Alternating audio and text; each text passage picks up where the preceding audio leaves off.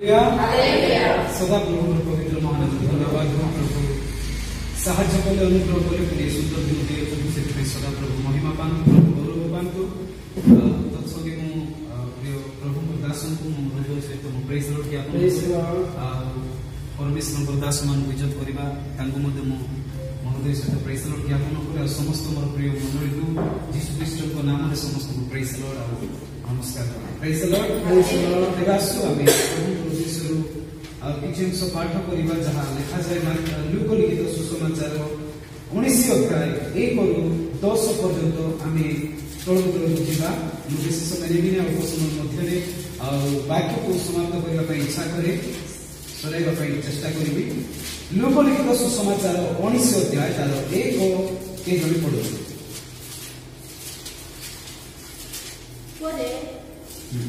से जिरिहरे प्रवेश करी ताहा मध्य दे जाउथिले आउ देखो जोखियो नामरे जने लोक थिले से जने प्रधान करग्राही और धनी लोक जीसु किए ताहा देखिबाकु से चेष्टा करुथिले किंतु लोकमानक भीड़ सकासु देखि पारु नथिले कारण से बांगरा थिले amen praise the lord hallelujah hallelujah प्रभुଙ୍କର ବାକ୍ୟରେ ଲେଖା ଅଛି एटी जीशु जोखिमर विषय आमे अनेक थर शुणिछु अनेक थर पढ़ीचु अनेक थर वीडियो माध्यम देखीचु आ अनेक थर अन्य प्रभुଙ୍କର दास मान द्वारा ए वाक्य को आमे शुणिछु तथापि प्रभुଙ୍କର वाक्य लिखा जायछि शुणितिबा वाक्य को आमे जेते थर सुनबा सेते थर आम कोन लागि थाए नुआ लागि praise the lord hallelujah hallelujah लेखा अछि देखो परे से जिरिहरे प्रवेश करी ताहा मध्य दे जाउथिले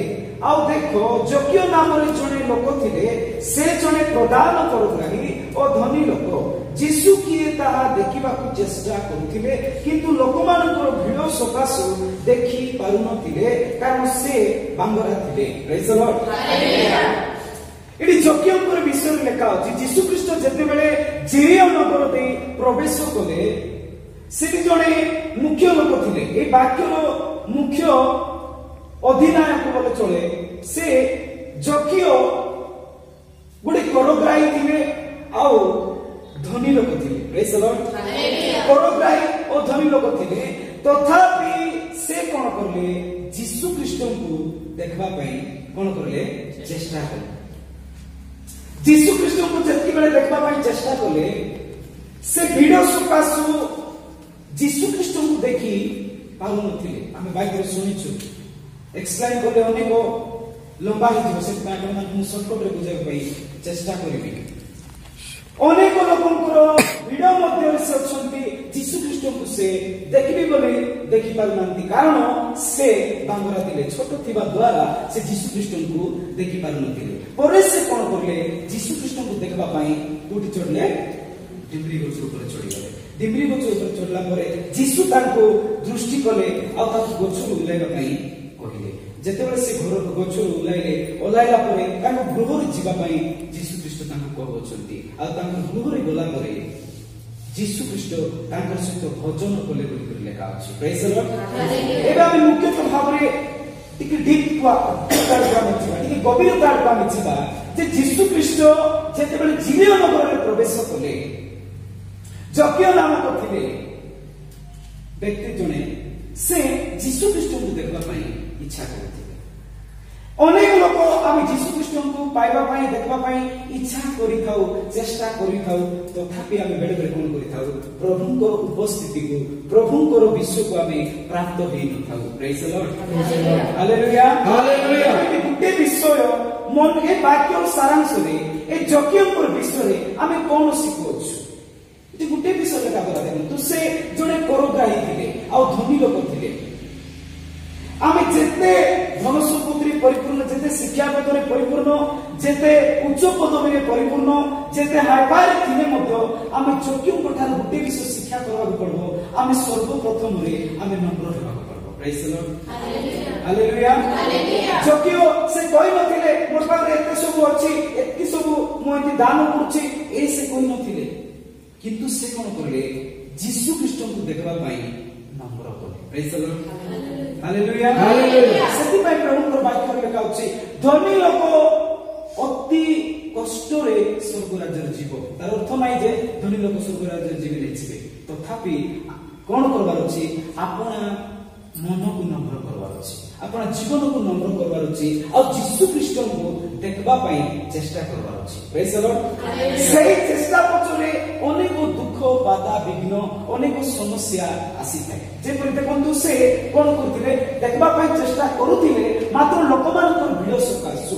ଏଠି ଲୋକମାନଙ୍କର ଭିଡ଼ର ଅର୍ଥ ହେଲା ଲୋକମାନଙ୍କ ଦ୍ୱାରା ଆଣି ଦେଉଥିବା ସମସ୍ୟା ଦ୍ୱାରା ଆମେ ଯୀଶୁ ଖ୍ରୀଷ୍ଟଙ୍କ ପାଖକୁ ଆମେ ପହଞ୍ଚି ପାରିବା ନାହିଁ। ପ୍ରେଜ୍ ଦ ଲର୍ଡ। ପ୍ରଥମ ସମସ୍ୟା ଲୋକମାନଙ୍କର ଭିଡ଼ ସକାଶୁ ସେ ଦେଖିପାରୁନଥିଲେ। ଆଜି ଆତ୍ମିକ ଜୀବନକୁ ନଷ୍ଟ କରୁଥିବା ଗୋଟେ ଅଂଶ ହେଉଛି ଅନ୍ୟ ଲୋକମାନଙ୍କ ଦ୍ୱାରା ଆମେ ପ୍ରଭୁଙ୍କର ପାଇଁ କଣ ହେଇଯାଇଥାଉ? ପ୍ରଭୁଙ୍କର ଆଗକୁ ଆମେ ବୃଦ୍ଧି ପାଇନଥାଉ। ଲୋକମାନଙ୍କ କହିବା କଥା ଦ୍ୱାରା, ଲୋକମାନଙ୍କ କରିବା ଚାଲିଚଳନ ଦ୍ୱାରା ଆମେ ଲୋକମାନେ ଆମକୁ ନିରାଶ କରାଯାଇଥିବା ଦ୍ୱାରା ଆମେ ବେଳେ ବେଳେ ଉପରକୁ ଉଠି ନଥାଉ। ପ୍ରେଜ୍ ଦ ଲର୍ଡ। ଯାହା ଯୋଗ୍ୟଙ୍କର ଜୀବନରେ ଦେଖାଗଲା ଭିଡ଼ ସକାଶୁ ସେ ଯୀଶୁ ଖ୍ରୀଷ୍ଟଙ୍କୁ ଦେଖି ପାରୁନଥିଲେ। ପ୍ରଥମ ସମସ୍ୟା। ତାପରେ ଦ୍ୱିତୀୟ ସମସ୍ୟା, ସେ ବାଙ୍ଗରା ଥିବା ଦ୍ୱାରା ଯୀଶୁ ଖ୍ରୀଷ୍ଟଙ୍କୁ ଦେଖିପାରୁନଥିଲା। ତାର ଅର୍ଥ ବ୍ୟକ୍ତିଗତ ସମସ୍ୟା। ଏଠି ଦେଖନ୍ତୁ ପ୍ରଥମରେ ଲୋକଙ୍କ ଦ୍ୱାରା ଆସୁଥିବା ସମସ୍ୟା ଦ୍ୱାରା ଆମେ ବେଳେ ବେଳେ ପ୍ରଭୁଙ୍କ ଠାରେ ପହଞ୍ଚି ପାରିବା ନାହିଁ। ଆଉ ବ୍ୟକ୍ତିଗତ ସମସ୍ୟା, ବ୍ୟକ୍ତିଗତ ପ୍ରୋବ୍ଲେମ, ବ୍ୟକ୍ତିଗତ ବିଶ୍ୱ ଯାକ ରହୁଛି ଯୋଉଟା କି ଆମେ ଚେଷ୍ଟା କଲେ ମଧ୍ୟ ହେଇପାରୁନଥିବା। କିନ୍ତୁ ସେଇ ସମସ୍ୟା ଭିତରେ, ସେ ବ୍ୟକ୍ତିଗତ ସମସ୍ୟା ଭିତରେ କଣ କରିଲେ? ଯୋଗ୍ୟ ଯୀଶୁ ଖ୍ରୀଷ୍ଟଙ୍କୁ ଦେବା ପାଇଁ ଇଚ୍ଛା କଲେ। ପ୍ରେଜ୍ ଦ ଲର୍ଡ। ହାଲେଲୁୟା। ଆଜି ମଧ୍ୟ ଆମକୁ ଅନ୍ୟମାନଙ୍କର ଠାରୁ ଆସୁଥିବା ସମସ୍ୟାକୁ ଆମେ ଦେଖିବାର ନାହିଁ, ବ୍ୟକ୍ତିଗତ ସମସ୍ୟାକୁ ଦେଖିବାର ନାହିଁ, ନିଜ ପରିବାର ସମସ୍ୟାକୁ ଆମେ ଦେଖିବାର ନାହିଁ। ଆମେ ଯୀଶୁ ଖ୍ରୀଷ୍ଟଙ୍କୁ ଆମେ ଦେଖିବା ଦରକାର, ଆମେ ଯୀଶୁ ଖ୍ରୀଷ୍ଟଙ୍କୁ ଲକ୍ଷ୍ୟ କରିବା ଦରକାର। ଏରା ଯୋଗ୍ୟଙ୍କର ବିଷୟରୁ ଆମେ ତାହା ଶିଖିଲୁ। ଏଠି ଲେଖାଗଲା ଯୀଶୁ ଖ୍ରୀଷ୍ଟ ଯେତେବେଳେ ଯୋଗ୍ୟଙ୍କର ଜୀବନରେ ପୁଣି ଆସିଲେ, ଯୀଶୁ ଖ୍ରୀଷ୍ଟ ତାଙ୍କୁ କହିନାହାନ୍ତି ଯେ ତୁମେ ଯାହା ଠାରୁ ଯେତିକି ଆଣିଛ ତାକୁ ତୁମେ 4 ଗୁଣରେ ଫେରାଇ ଦିଅ ବୋଲି ଯୀଶୁ ଖ୍ରୀଷ୍ଟ କହିନାହାନ୍ତି। ଅଟୋମେଟିକଲି ଯୋଗ୍ୟ କହୁଛନ୍ତି ପ୍ରଭୁ ମୁଁ ଲୋକମାନଙ୍କ ଠାରୁ, ସେ ତାର କହୁଛି, ମୁଁ ଲୋକମାନଙ୍କ ଠାରୁ ଯେତେ ଆଦାୟ କରିଥିଲି ତାର 4 ଗୁଣ ମୁଁ ଦେବି। ପ୍ରେଜ୍ ଦ ଲର୍ଡ। ଏସବୁ କେତେବେଳେ ସେ ଜାଣିପାରିଲା? ଅନୁତାପ ହୃଦୟ କେତେବେଳେ ଆସିଲା? ଯେତେବେଳେ ଯୀଶୁ ଖ୍ରୀଷ୍ଟ ତାର ହୃଦୟରେ ଆସିଲେ। ପ୍ରେଜ୍ ଦ ଲର୍ଡ। ହାଲେଲୁୟା। ଯୀଶୁ ଖ୍ରୀଷ୍ଟ ଯେତେବେଳେ ତାର ହୃଦୟରେ ଆସିଲେ, ତାର ସବୁ କିଛି ପରିବର୍ତ୍ତନ ଦେଖାଗଲା। ନିଶ୍ଚିତ ଭାବରେ ପ୍ରିୟ ପ୍ରଭୁଙ୍କର ଲୋକମାନେ, ଆମେ ମାନେ ମଧ୍ୟ କଣ କରିବାର ଅଛି? କୌଣସି ସମସ୍ୟାକୁ ନ ଦେଖିକରି ଆମେ ଯୀଶୁଙ୍କୁ ଦୃଷ୍ଟି କରିବାର ଅଛି। ଯୋଗ୍ୟଙ୍କର ବିଷୟରେ ଆମେ ଶିଖିଲୁ। ତ ଏହି ସାରାଂଶରେ ଯୀଶୁ ଖ୍ରୀଷ୍ଟଙ୍କର ସ୍ୱଭାବ, ଯୀଶୁ ଖ୍ରୀଷ୍ଟଙ୍କର ଚରିତ୍ର, ତାର ଅଭିନୟକୁ ଆମେ କଣ ଦେଖୁଛୁ? ଏଠି ଗୋଟେ ବିଷୟ ଦେଖାଗଲା। ଯୀଶୁ ଖ୍ରୀଷ୍ଟ ଯେତେବେଳେ ଗଛରୁ ଓହ୍ଲାଇକରି ଯୋଗ୍ୟଙ୍କର ଗୃହରେ ଗଲେ, ଲୋକମାନେ ତାଙ୍କୁ ପରିହାସ କରି କହିବାକୁ ଲାଗିଲେ ଏ ଜଣେ ପାପୀଙ୍କର ଗୃହକୁ ଯାଉଅଛି। ପ୍ରେଜ୍ ଦ ଲର୍ଡ। ହାଲେଲୁୟା। ଯୀଶୁଙ୍କ ବିଷୟରେ ଟିକେ ଶିକ୍ଷା କରିବା, ଜାଣିବା ଟିକେ।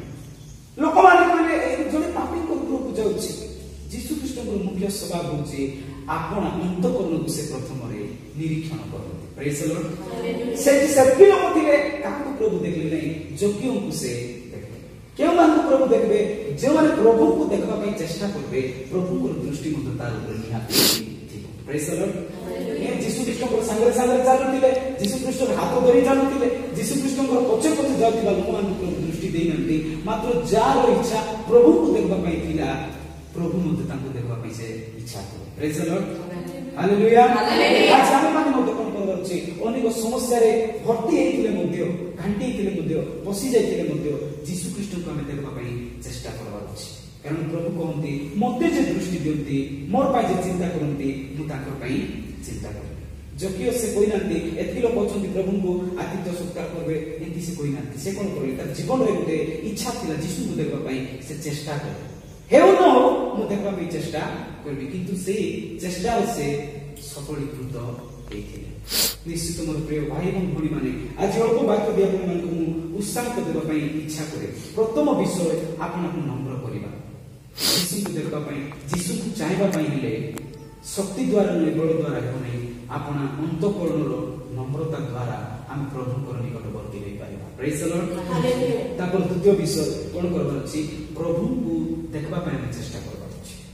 ପ୍ରଭୁଙ୍କୁ ଯଦି ଆମେ देखबा चाहबा उपस्थित को अनुभव करबा जदि आमे इच्छा करबा प्रभु आम इच्छा को से जानि पारबे कारण सर्वप्रथम प्रभु आमनकर अंतःकरण निरीक्षणकारी परमेश्वर आमनकर हृदय को जानी से मते देखबा इच्छा करछि बोली आमको से देखा प्रेज द लॉर्ड तेबे समस्त विषय केते बेले हेबो यीशु ख्रीष्ट आमनकर हृदय आसे जखिम गृहरे प्रभु यीशु ख्रीष्ट गला पर समस्त विषय परिवर्तन हेला तांको गृहरे परित्राण आसला बोली ठीक से आज गृहरे डाकवा तो संगे संगे आम हृदय सर्वप्रथम स्थान देवा डाकवा तेरे आम हृदय जिते यीशु ख्रीष्ट आसबे आम हृदय सब परिवर्तन होगा संगे संगे आम बाहिक पारिवारिक समस्त विषय परिवर्तन हो आम निहाती भाव सफलीकृत हो बाक्य द्वारा समस्त प्रचुर भाव आशीर्वाद।